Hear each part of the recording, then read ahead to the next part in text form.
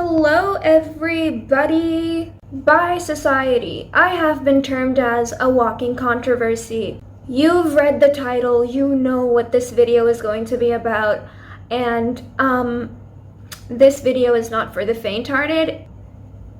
Don't take these to heart, please. I swear I'm a nice person. Anyway, I'm not invalidating your opinion.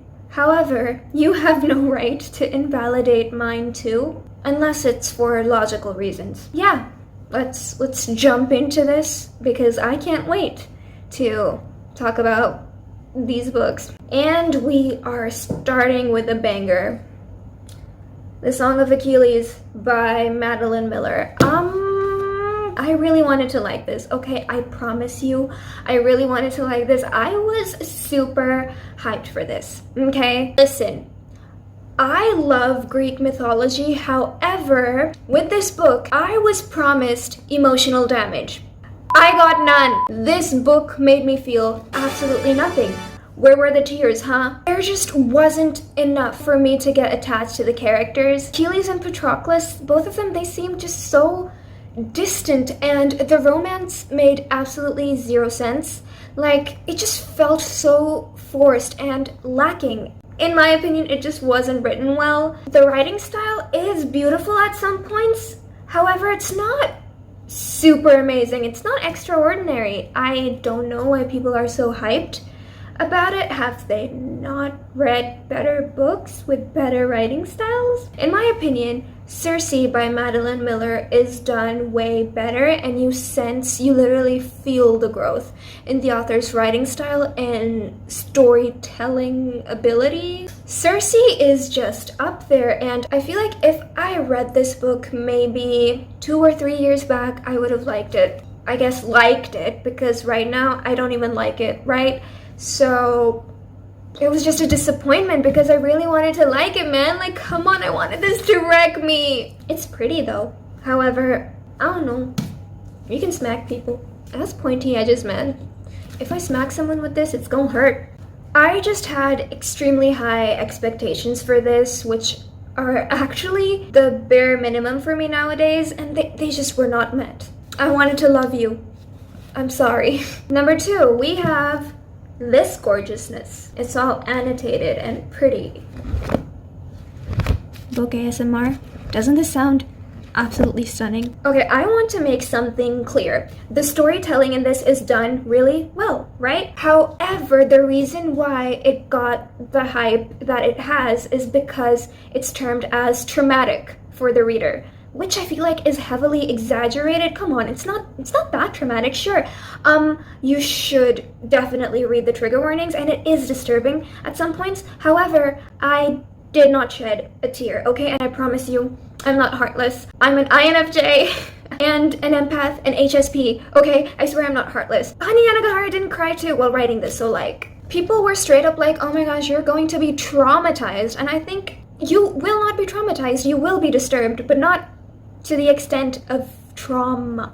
You know? I mean, that's just exaggerated in my opinion. People were like, oh, after you'll read this, you will have like a mini depressive episode for like a week or 2. And as someone who has been diagnosed with depression, honey, I didn't have any. I mean, I do feel attached to Jude. He's lovely, okay? However, it's just not traumatic, man. Sure, it's disturbing. It's just not traumatic. Number 3, another controversial take.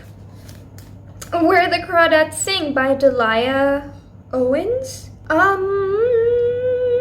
Where to start? Okay. Again, I had really high expectations for this, and I have DNF'd this thrice. For some reason, I don't know why. I really wanted to like this. I mean, look at the cover. It's absolutely stunning. I guess the storytelling for me is like kind of dull. It just doesn't work for me, you know? It just doesn't have enough element in it to keep me engaged as a reader. I guess maybe that's the problem, so I guess it's a me problem. However, I don't think it deserves like excessive hype, you know? It's not the best thing ever. I can see it as being good, but not as the best thing ever. I cannot form coherent sentences.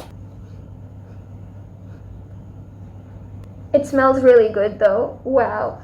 Wow, it smells so good. I have a fetish for book smells. The next book. I cannot find the copy yet. It's, Why Is No One Talking About This by Patricia Lockwood. Honey, it's the epitome of confusion. Like, okay, there were some remarkable statements, but that's it. And by some remarkable statements, I mean 2 or 3 remarkable statements. What was that? It's just pure confusion, okay? I don't recommend it. This one is just sad, okay? A Darker Shade of Magic. Well, the trilogy. I only read the first book though. I DNF the second book. I love V.E. Schwab. Okay, I really wanted to like this, and I wish I read this earlier. A few years back, I actually read Vicious by V.E. Schwab, and it became one of my favorite books. I don't think it will be a favorite of mine if I reread this. And after Vicious, I just became obsessed with V.E. Schwab. And I bought this trilogy and this Savage Song, that duology. And it just didn't work out for me. The plot is really nice. However, I have a problem with the execution.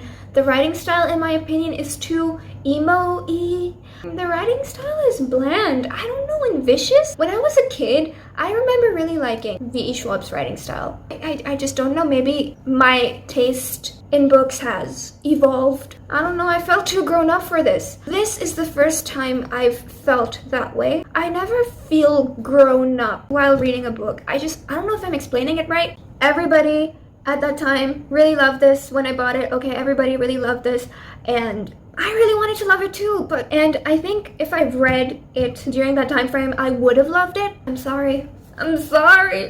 Next up, we have this Savage Song, and I can't find the copy. It's just stuck somewhere in my shelf. I don't want to go through like a scavenger hunt just to find 2 copies. V.E. Schwab. Like I said, I was obsessed with V.E. Schwab after reading Wishes. I just bought this trilogy and the Savage Song duology, that duology. I know I would have liked this if I read this earlier. It's just my fault for waiting it out, honestly. Again, I felt too grown up for this. However, the female protagonist, Kate, she's just...